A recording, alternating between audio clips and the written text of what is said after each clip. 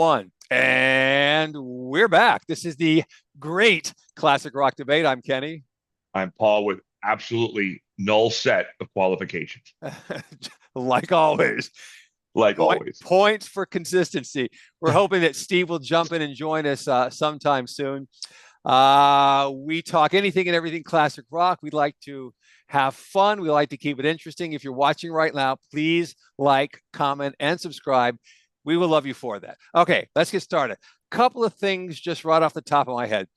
So I had some fun over the past few days, just sort of browsing around on YouTube at AI generated hard rock songs. Okay. Uh-huh. It's funny, you have to be very choosy of the search terms you use, or you get something different. You get a country song, or you get pop songs or love songs, where you have to AI generated hard rock anthems or something, whatever. And so it was funny to me that a lot of the songs lyrically, well, a lot of them lyrically don't really make much sense, you know? And it was What's new? funny, right? And it was also funny to me that lyrically, a lot of them sort of evoke the like the Blue Oyster Cult type of imagery, Ah, yeah. fires and wars and that kind of thing. And it was funny that lyrically there were so few that were about either romance or I mean there's lots of rock songs that are about love and relationships or heartbreak or whatever, but none of these were. And if I'm being as fair as I can possibly be, I thought it was all pretty good generic rock. It wasn't exceptional or whatever. But what's so funny about it is as you're listening to it, and I guess this is natural, as you're listening to it, you think of like 10 or 12 different bands that they sound like. And of course, that's what it is. AI has created the sound of this band based upon all of these other bands that it has listened to, and it has come up with a sort of generic combination of all of those. So you hear a little bit of this and a little bit of that, and but none of it was bad, none of it was awful, but at the same time, none of it was outstanding. And of course, it's just very derivative. So anyway, I got a kick out of the whole thing, and I don't think that any of these AI rock bands are going to turn into the next Led Zeppelin or anything. But at the same time, it's fun and interesting just to Well, see where it goes. I mean, on that topic, if you think about any band that we like or like, if I put on Aerosmith within a nanosecond, you know it's Aerosmith. Now, if you had never, let's pretend that Aerosmith had a song they had never released. They Okay. put in a vault in 1973, and they go, in the year 2025, we're going to release it. And as soon as you heard it within one second, oh, that's Aerosmith. You know, the voice and the way it sounds, right? Right. So you can say about Rush, Led Zeppelin, Cheap Right. Trick, Journey. That is what AI can't do. It can't make like I heard this guy, Butch Vig. I don't know if you know who that is, but anyway, real famous producer. He actually plays in a band called Garbage. Okay. I remember Okay, them. with Shirley Manson, yeah, Yeah. and he produced Nevermind. He produced some, and he was it Oh, really? Okay. Gish by Section Pumpkins. Okay. And while he was doing this, I think it was at studio, and I'm getting the story wrong, and you all can correct me in the notes. But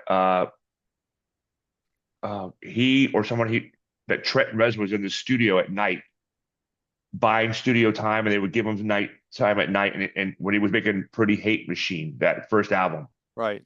and it's such a unique sounding album. Like I don't think in a million years AI could produce it because the time Right. signatures are weird, the way the instruments, the uh what he's talking about. And Right. so now my wife is from Belgium, Right. but she doesn't know a lot of children's rhymes in America. Doesn't know the Okay. British. A lot of our children's rhymes come from like Ring Around the Posy, what's it called? Pocket Full of Posy. You know that song, right? Yeah, of course. It's about the plague. Oh, yeah. Okay. Yeah, I heard that. In fact, it's probably you who told me that. But yeah, it was Yeah. you. Yeah. Yeah, I remember that. So uh like in some of his songs, he has these really unique lyrics. He goes, something's gonna happen, but he goes, I'll tell you, but the needle's already in my eye. Remember, you say stick a needle in my eye. He says the needle's already in my eye. So he's Okay. taken a common children's thing and now rain, rain, go away, come and get some. And my wife just thinks that was part of the lyrics. I said, that's a children's rhyme. She's like, really? Yeah. So Trent Reznor put this children's rhyme in there and hit one of his songs down in it. Really cool song. Okay. But that's the thing that AI can't do yet, or because maybe if it was so easy to teach AI to do it, they could teach a human to do it to make a new, unique sound, Right. right? Well, And it I can't. mean, I have to tell you, just based upon the songs that I've heard, whether it be rock songs or R&B songs or whatever, I'm already somewhat speechless that AI can make music that sounds this good. Again, Yeah, not that it's mind-boggling, but it's pretty. I mean, I guess if there was some new guy on the scene, some 18-year-old kid who's learned to play guitar and he's writing his first songs, I wouldn't expect them to be this good. So I don't know how much better AI can get. Maybe not. Maybe this is their. well, when you say how much, when you say it sounds good, this is a very tricky question. What do you mean by it sounds good? Okay. So let's just say that you buy an album by, I'm trying to think of a good example of a rock band who would release an album that would have one or two and perhaps even three pretty good songs, and the rest is kind of what we would call filler. Yes, They weren't bad, but when you got to them, if you skipped they them, weren't the standard of the three good songs. exactly. But they weren't bad songs. It wasn't like, oh my God, let me slit my throat before we get to these. Let me stick ice picks in my ears. So for me, a lot of these AI generated hard rock songs, putting aside some of the weird lyrics, the quality of the music is as good or better than a lot of that filler that we've heard over the years. That's not necessarily Okay. bad. It's just kind of generic. It's never going to be a radio hit.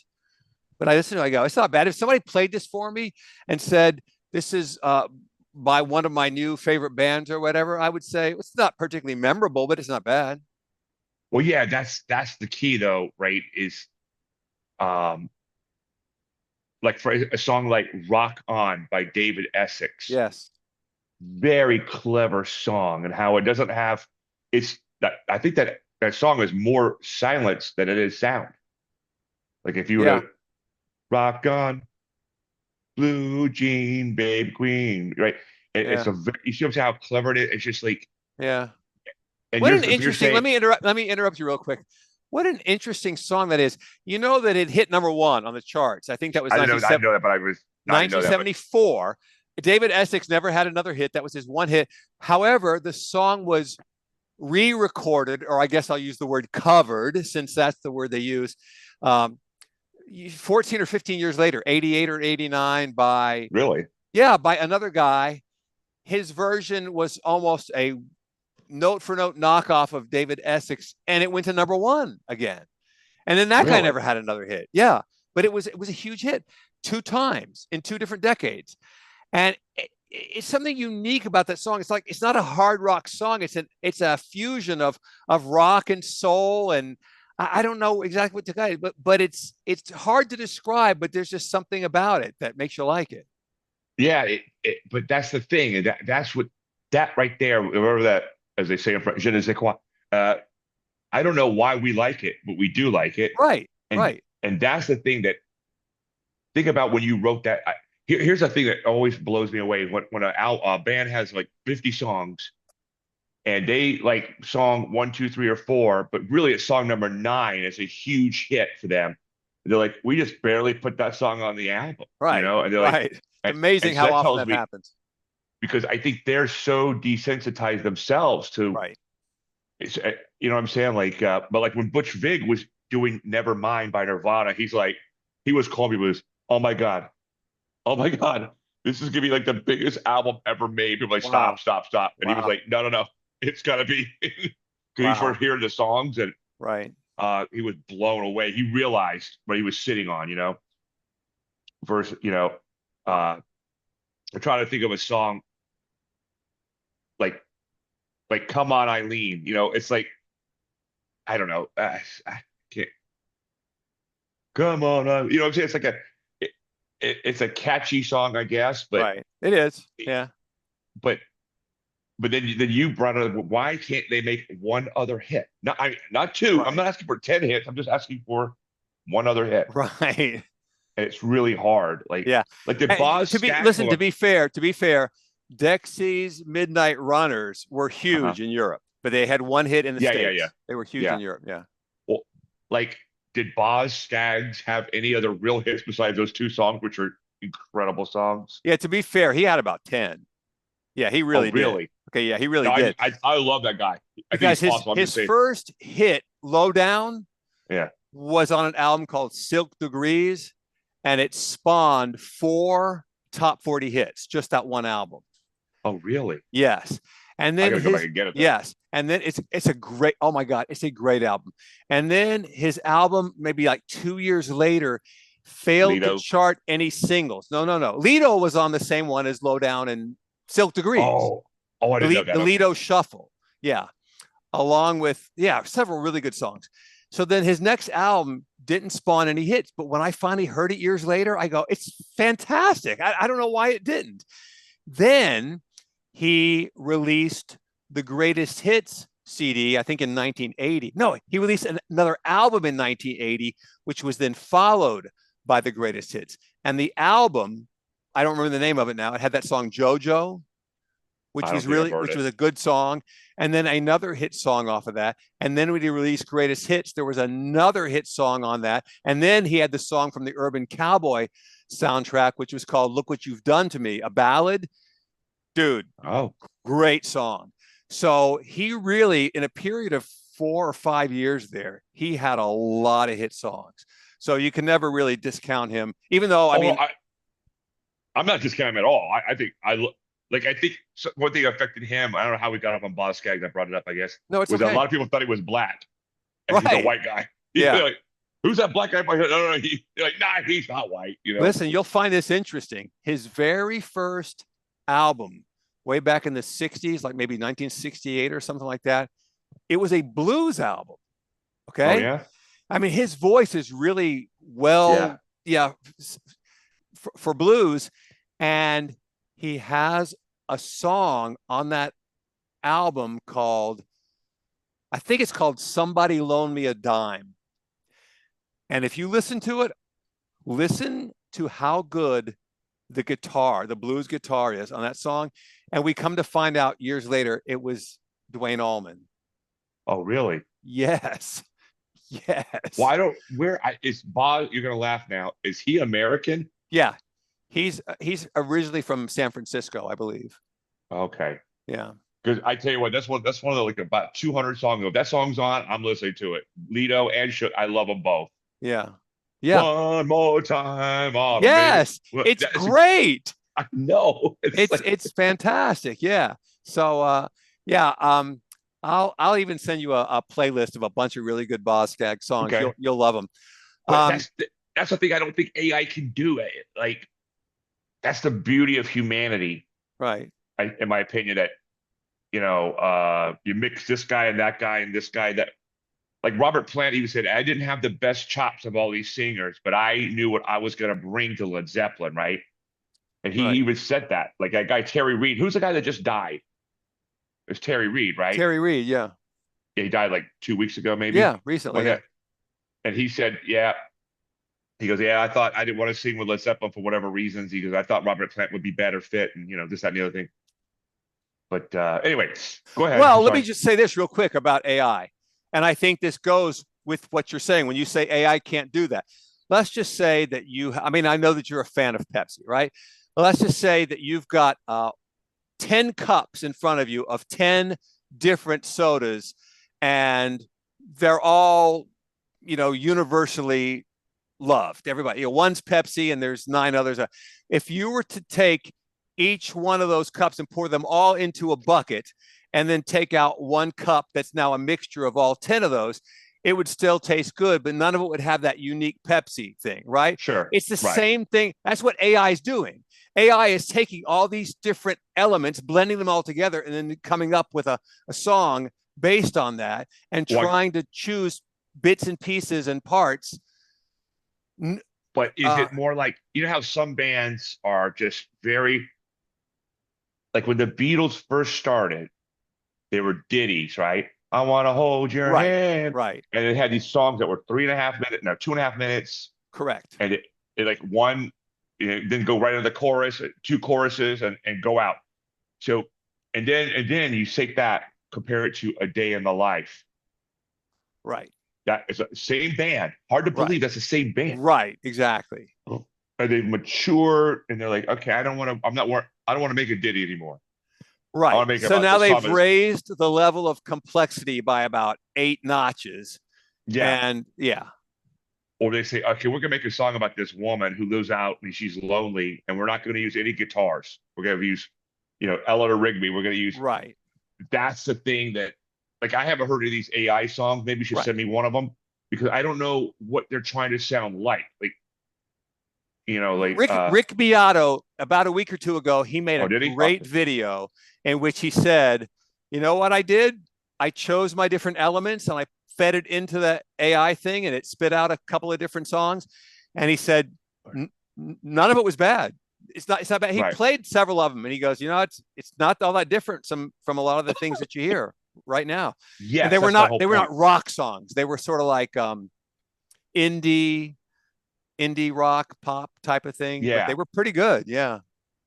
Uh, But none of it was it's going to just, set the world on fire. yeah, that's the difference, I think, right there. It's like making different version of vanilla ice cream, which I happen to like vanilla, but I'm just saying Right. it's like that.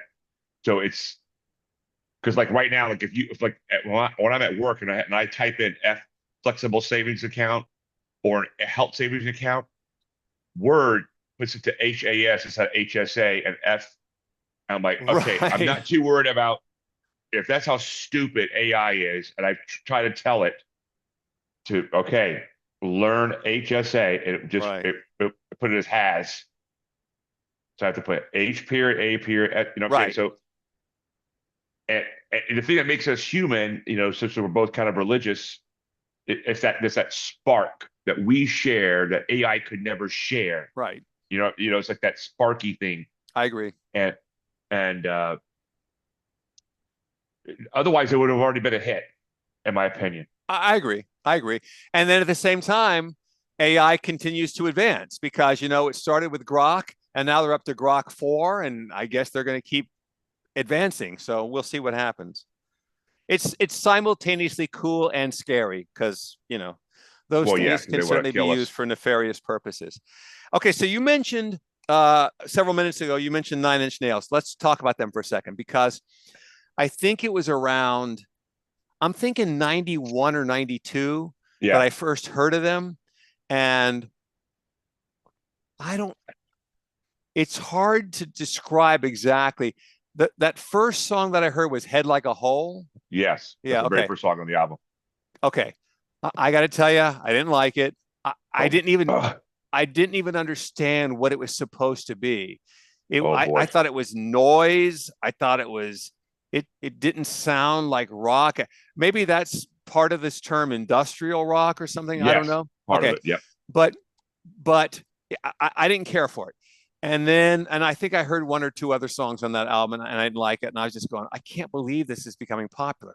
So then a couple of years goes by and I heard that song Closer. Okay. Yeah, that song. Yeah, Which I, downward spiral. Yeah. yes, which I thought wasn't that bad. And then I saw this video for the song called Animal. I'm not You sure if know what I'm talking about? I'm not. I don't think I know the song. I don't know the song, but Uh, I mean uh, the video. I mean, the video is just bizarre and disturbing. You just you okay. just watch and you go, what in the hell is this? Okay. I didn't know what to make of it. So now I'm trying to process all these different sounds and visuals that I'm getting from this band. Nine Inch Nails, and I don't know what to make of. I know that they're popular, and I Yeah. know that they seem to be like the new thing that everybody's excited about, but I'm not sure what to think. And then I heard that song Hurt, which is like the slow song, right? Yes. And I was blown away by not only how good it was, but somebody explained to me that it was about his heroin addiction. And I sat down and I read the lyrics and all, and I go, wow, that song's really good. Because 10 years or whatever, 8 or 10 years later, whatever, it's Johnny Cash Johnny did it, Cash. Yeah. and now it's become his song, Yeah. which I'm fine with, but that doesn't diminish the awesomeness of that original, which I think is Of just course. it's phenomenal. So anyway, and then I I started to know a little more about this guy Trent Reznor, Yeah. who is he's a very bright guy, Yes. but he Smart had guy. he Yeah. had he had drug abuse problems, and he's apparently he has now overcome all that Yeah. and is in good health. And if you look at him, he looks He's physically, been he looks like he's in he's been great working shape. out. Yeah, he's Yeah. working Yeah. out Yeah. and all that. So it appears to me to be a story of um, rising Redemption, maybe. above, Yeah. and all that. So it's kind of a feel good story. Fill me in on some of, or give me some of your own personal take Well, with all this, because it's a band. I don't know. Is it really a band or is it just him? Is it one guy? it's a him, but he has guys in it that I don't think there's a necessarily a permanent lineup, but maybe Okay. I'm wrong. Okay. But he's the Uh, permanent. yeah, but I guess was an engineer, or like, because Butch Vig said, yeah, we should see this guy. He'd work at night and he would buy time and he was always trying out things. And he Right. goes, I was talking about Trent Reznor. I'm like, we've both been through a divorce. So that song Head Like a Hole was one of my 5 or 6 mantras that I just played to help me get the mental state of mind I need to get to. Okay. Because it says, head like a hole, black as your soul, I'd rather die than give you control. So that was like my mantra. And I was like, oh my God, someone is feeling this pain that I'm Right. feeling, and Right. he's pissed about it. He ain't happy about it. And I was like, Right. wow. And other people took other, for themselves, like that song. And it was like he was like a therapist for a lot of people. Okay. Like Yeah, I can see that. All right. Him and Kurt Cobain were like therapists for people who, because if you thought you're sharing this pain by yourself, no, there's this guy talking about it. He's not going to let this other person, no matter what happens to him, he's not going to let this other person control him. Right. And then he has this other song like really good called "Down in It." Okay. So you're in the poop, All right. and I got all the world's weight on my back. Everything I used to hate about you is creeping into me. Right? He's talking about these codependent relationships and how that person could take you down, and he realized like to realize that you're in a destructive relationship is the first step to getting out of it. Like if you're just in a destructive relationship and you're trying to go the next 5 minutes is all you could think of, right? And these are the kind of songs like, whoa, whoa, whoa, step back, think about what you're doing. You don't want to be in this thing. And man, and it's always one of these things. His lyrics are stuff like, God, I've said those exact words. You know what I'm saying? I've said those exact words that Trent Reznor is saying. So I'm not the only one on earth feeling this crap.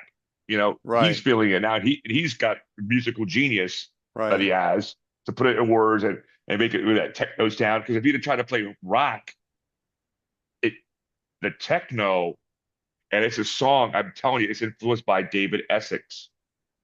There's a lot of spaces in his and stop. It's like that guy. I don't. Do you know any story about that song by David Essex? Is it just he was farting around the studio? Oh, this sounds cool. Let's record it. Or I really don't know. You know what? It's a good question, and I should look into that. But no, I don't know off the top of my head. because you have to like. I was if I thought about Trip Measure, I'd be thinking high risk, high reward. He took some really big risk, weird music. Yeah. But as soon as I heard hell, like, oh, I get this. Like it's boom, boom, and I think a lot of people like Nirvana, but a lot of people identify more. Like when I lived in Coral Springs, I swear to God, every third car had a Nine Inch Nails sticker Right. or like Right. it was everywhere. There was a period of time where the Nine Inch Nails stuff was just everywhere. And I was, maybe I'm getting old and I'm not really connecting it, but I didn't get it. I have to say that it grew on me because over time I would look back on some of those songs I didn't like that much, like Head Like a Hole, and go, okay, that's a really good song, but it didn't connect with me at the time. Well, that's normal. I mean, Yeah. uh, but like and like the Downward Spiral, I didn't like too much of that because I listened to it. I think, it's not for me. I do like Hurt. That song is really great. And then he has an album called, I think it's called, is it Demon Seed? He recorded a number of other albums. I mean, he at the end, I think the song is called Demon Seed. It's the last song of the album. Okay. Oh my God! It's another one of those songs. You listen to it, you're like, oh boy. He's like getting real. I'm reaching the point. I'm reaching the point. And he's like getting really mad. He's trying to like deal with his anger and his gosh, awesome song. But Okay. but I think he's one of these musicians. He's not afraid to try anything Right. because Right. like a lot of his stuff, people he like a lot of his stuff doesn't. You know, it's Nine Inch Nails. You can hear by his voice, and you can hear the weird styles of music, Right. but it's not derivative of each other. Right. Exactly. And that's a hard, like Led Zeppelin, same thing with them or the Beatles. None of, and their later period, none of the Beatles songs sound alike. Right. Oh, None of them do. definitely. Yeah. Which is that is so unique among rock bands. Like none of their songs sound like, okay, let's just take this song and rearrange it and give it new lyrics. And because that's so common. That's so common. Yeah, Yeah. it's but yeah, that it takes, like I said before, it takes a lot of risk. You take it just like Metallica. They knew where they wanted to go, and they were Yeah. just gonna let everyone catch up. Right. Right. Yeah. It's a good way of looking You at it. like it or and then we'll find our people, and then Yeah. uh, go ahead. Okay, so listen, we got our warning about a minute ago, so we'll wind it down. I wanted to throw this one. Actually, I got a couple of things real quick. This one's going to be quick. I saw an article that okay, I'm sure that this is probably an obvious question, but you know who Kevin Cronin is, right? Yeah, I know the name. I've forgotten where. Okay, I'm tired. he was the lead singer of REO Speedwagon. Okay, and Okay. yeah, and they had a fairly long career. Yeah. Oh yeah. In the 70s, they were more of a rock band, and by the 80s, they turned into a pop and ballad band or whatever, So They had to we ride the storm out. that was in the 70s, yeah. I know. Uh, I bet but you too. but but well, a couple of quick notes about REO Speedwagon, and then I'll tell you my little Kevin Cronin thing that I read. So I never heard of them before 1977, and they released a live album called "You Get What You Play For." And one of my buddies who I used to ride to school with was playing the 8-track in the car, and I'm going, holy crap, who is this? It's phenomenal. And he says, REO Speedwagon. I never heard of them. So I go out and buy the live album, and it's great. So I go back and start buying the studio albums, and I got to tell you something. They're dull. It's the same songs, but the studio versions of these songs are kind of lifeless. They're okay, but when you hear them live, they've got an energy that they don't have otherwise. So I don't know what was going on with them at that time. I don't know if the producer, I don't know who you pin that on, but after that live album, the trajectory of their career totally changed because their next album was You Can Tune a Piano, but High, You Can't Tune a Fish, uh, which sold millions. Yeah. And then not within the next year or two after that, high fidelity. they were number one on the charts. Right. Anyway, so Kevin Cronin, lead singer, a guy who I like. I mean, I've heard him interviewed. He's a likable dude. Um, he's taking part in an oldies tour that includes Styx and one of the members of the Eagles. I can't remember who it was. Hang on, I've got it. Oh, Don Felder. No, I'm trying I to think get. it. I think I. Oh, I've got it here. Hang on a second. Yeah, Don Felder. You're correct. Yeah, Wow, yeah, good yeah. for you. I think I Okay, read some. so because of a legal dispute, he's not allowed to use the name REO Speedwagon. So, and he's got him and I think maybe two other members of the original, but so he's calling himself the Kevin Cronin Band. Now, Yeah. I don't mean any of this as a dig. I like the guy, I like their music, but it's been a real blow to his ego because people are buying tickets for Styx and Don Felder and going, who the hell is this other band playing with these guys? Yeah, right. And the audience shows up not knowing who they are. And I'm just thinking, okay, nothing against him. I like him, but your name is not Mick Jagger. Yeah, right. That's You why I know? said I know the name. I just don't know from where. But Yeah. one night we were driving, and I hate that album High Fidelity. And if I had a time machine, that would be my top. I would go back and kill them as they were Yeah. making that album. And Yeah. and so one night, one of their songs came on, and my wife, who's from Belgium, never heard of them. So I Okay. had my nephew in the car, who was about 4 at the Okay. time, or 5, whatever it was. And Jimmy goes, "Who's this?" And I said, "REO Suckwagon." And my nephew just started repeating it. REO Suckwagon, REO Suckwagon. If we started laughing, Right. and thank God, an hour later he forgot what to say because I Right. couldn't stop. When a child hears you say something and they repeat it and they know it's funny, they're gonna keep doing it because Right. they want to get a laugh, right? Right. So Yeah. later on that night, he goes, "Uncle Paul, what was the name of that band?" I said, Right. See? "I'm like, I'm not Don't saying tell him. it." Don't tell him. Yeah. But oh So my anyway, God. I kind of got a kick out of that story, and But they fell into the Boston Amanda trap with that album. That's just like, because how could a band be doing right in this door, right? A really good song they did. And right. then, what was the, I can't fight this oh feeling. my God. Yeah. And what Yeah. was the other, like him, like cheating on me, him, what was it called? Oh, I'm gonna Man, keep about, on loving you. yeah. And there was a one about cheating though, right? Like maybe that was it.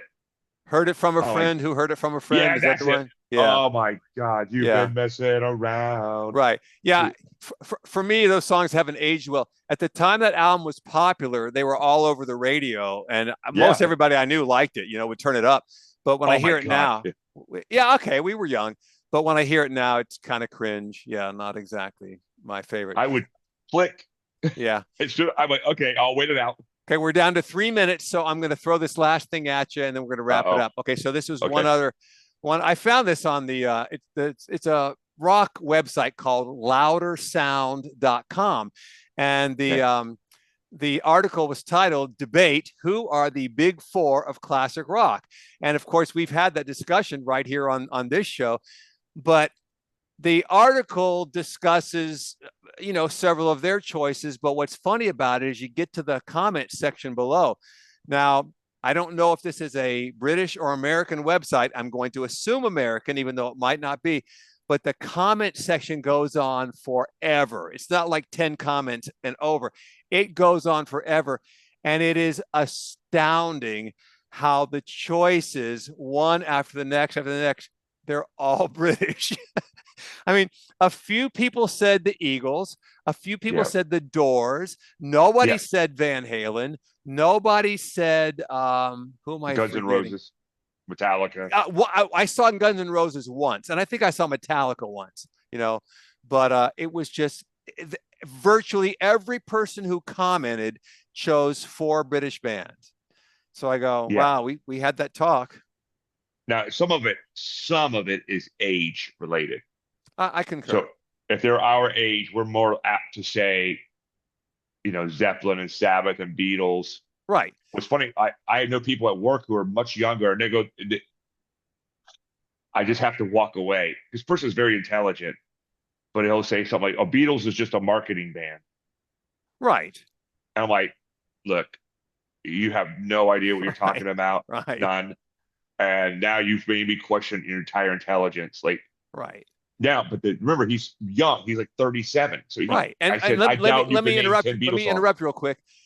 That people that age are also going to be the ones who are going to say Green Day, which we've talked about before, Oh my God. because think of how popular they were in the 90s and think of how much their music is being played now on the classic rock station. It's like a Green Day station.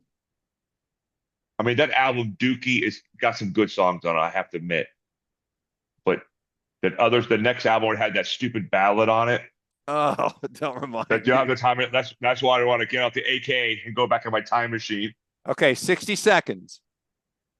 Okay. Got any final thoughts? Well, I think next time we'll talk about Megadeth is retiring. Okay. We'll talk about that next time with Steve on You there. mentioned that earlier today, and I don't know anything about him, so I was not going to be Okay. a good contributor to that. Yeah, So that's all right. Me and Steve, yeah, you know enough to I handle that one. I figured you do. But the topic is though that the topic is on that it's going to be dead. All these bands are dead. They're going to be retiring. Right. You and I in our 60s, and I think I'm same age as Dave Mustaine. He might be a little bit older than me. Right. He might be your age. And it's like he's got enough money. What's he gonna do? Right. Like Good question. go All home right, and we're play going to with his talk kids? about No that one. next time. But for now, All right. this is the great classic rock debate. I'm Kenny. I'm Paul. And if you're watching right now, please like, comment, and subscribe. We will love you for that. Until we meet again, we'll see you next time.